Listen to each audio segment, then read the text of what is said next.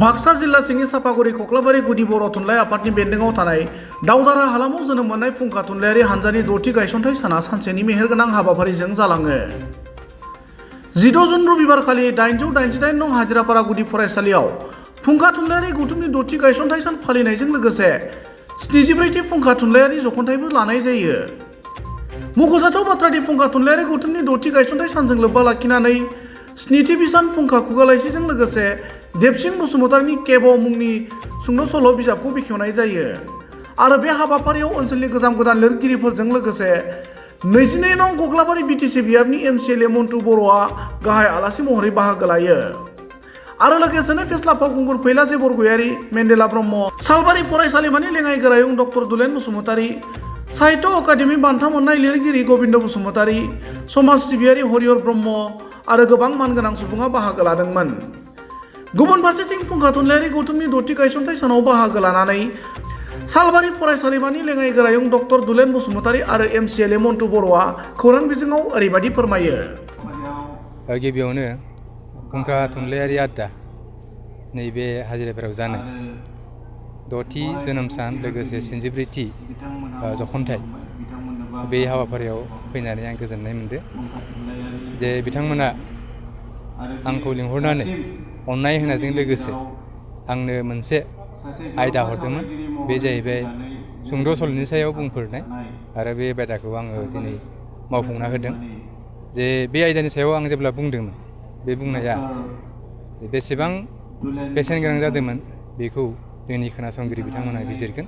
अदेबानि थुनलाइनि मोनसे गोख्रों आयदा जिथु सुंद' सल', बे सुंद' सल' आयदानि सायाव जा आखु दानाय लोगोसे बिनि लावथाय आरो लोगोसे बेखौ बोरै जागायो आरो बोरै फोजाबो बिनि सायाव आङो माखासे थुनलाइयारि बिदिन्थि होनानै बुंफोरनो नाजादोंमोन।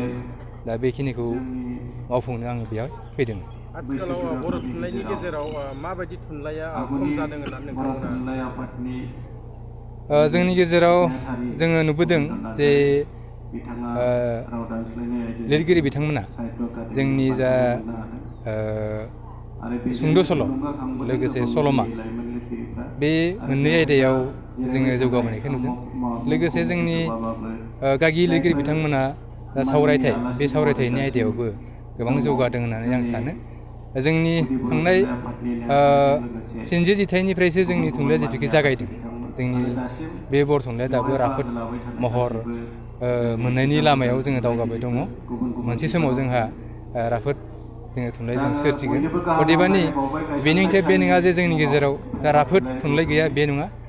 माखासे जोंनि थुनलाइगिरिफोरा राफोद थुनलाइ सोरजिनानै भारत सरकारनि जिथु साहित्य एकाडेमि बान्था बेखौ मोननो हादों। आङो जोंनि बर' थुनलाइनि बिथांमोननो बे बान्थाखौ जोंनि हारियाव लाबोनो थाखाय आं गोसो गोरबोनि साबायखरखौ बावहरबाय। लोगोसे आं नुदों जे जोंनि गेजेराव जिथु गथ'सा थुनलाइ, बे गथ'सा थुनलाइनि जिथु सोरजि बे बिथिङाव जोंहा खम जाना दङ। बेखायनो गथ'सा थुनलाइनि आयदायाव जोंनि लाइमोन लिरगिरि बिथांमोनखौ बांसिनै थुनलाइ सोरजिनो थाखाय आं खावलायहरगोन। मानोना गथ'सा थुनलाइयासो जोंनि जिथु गथ'फोरनि जिथु गोसो, जिथु मरेलिटि, जिथु गोसो दानाय, बे गोसो दानायखौ बे गथ'सा थुनलाइयासो मावनो हायो। बेयाव गुबैयै सल'बाथायानो हक बा गुबुन रोखोमनि गोसोनथि मरेलिटिनि बाथ्राफ्रानो हक बेखौ जोङो लिरनानै फोसावनो हायो आरो बेनिफ्राय जोंनि गथ' गथायफोरा मोजां जानायनि जिथु खाबु जों बेखौ मोननो हायो। थारैनो नैबे सिमला ओनसोलनि थामहिनबा आंनि समस्तिनि सिङाव जोनोम जानाय नैबे फुंखा थुनलाइयारि आड्डाया दिनै 6थि जोनोम सान आरो लोगोसे 74थि जख'न्थाइ सान आरो बेवहाय गाहाय आलासि महरै बाहागो लानानै जोबोद गोजोननाय मोनदों। बिथांमोनजों आं अरायसमबो जोनोमनि उननिफ्रायनो लोगोसे थाफाबाय थादो आरो आं आसा खालामो इयुनाव जोंनि समस्तिनि बेन्दोंनि सिंनि थुनलाइयारि सांग्रांथि आरो थुनलाइयारि जौगाहोनायनि अनगायैबो गासै जोंनि ओनसोलनि बर'नि जिखिनि थुनलाइ, बे थुनलाइ बिथिङाव बिथांमोननि जिखिनि मावफारिफोर, बे मावफारिफोरा थारैनो बाख्नायथाव आरो साबायखरथार आरो जौगालु जागोन होननानै आं सानो।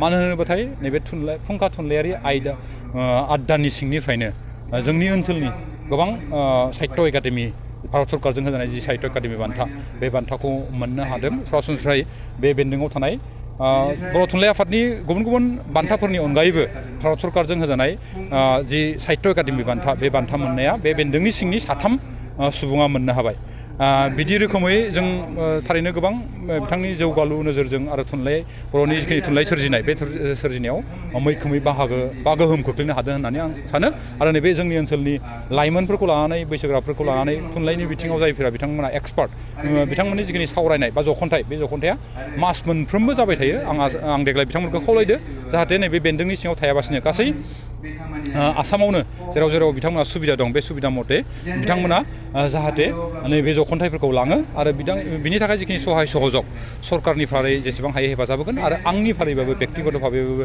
सिगाङावबो बिथांमोनखौ हेफाजाब होबाय थादों आरो इयुनावबो हेफाजाब होगोन होननानै आं बिथांमोननो दिनै खोथा होदों। हायार सेकेन्डारि उथ्रिनाय फरायसाफोरनि थाखाय गोजोनथाव खौरां। BA सेथि सेमिस्टारनि थाखाय गबिन्द बसुमतारी कलेजाव मुं थिसननाया सोलिगासिनो।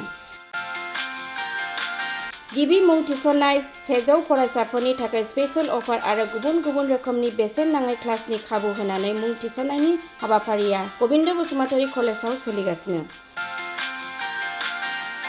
फरायसाफ्रा गावनि गोसो बायदि साबजेक्टफोरखौ सायख'नानै लानो हागोन। लोगोसे basic computer class, self defence, spoken English class बायदि खाबुफोरखौ फरायसाफ्रा बेसेन नाङाजासे लानो हागोन। बे कलेजाव गासैबो फरायसाफोरनि थाखाय फ्रि बासनि सार्भिसनि राहा आरो बिजाब बाख्रिनिबो राहा दं। आरो बे खेबनिफ्राय भिउ सेन्टार अदेबानि एग्जाम सेन्टार महरै फरायसाफ्रा गबिन्द बसुमतारी कलेजावनो आनजाद होनो हागोन। गबिन्द बसुमतारी कलेजाव एसेल' बेसेनावनो मुं थिसननानै कलेजनि राहानि खाबुफोरखौ लानो हागोन। रोखायै मिथिनो थाखाय फारियै होनाय जानबुं नाम्बाराव कन्टेक्ट खालामनो हागोन।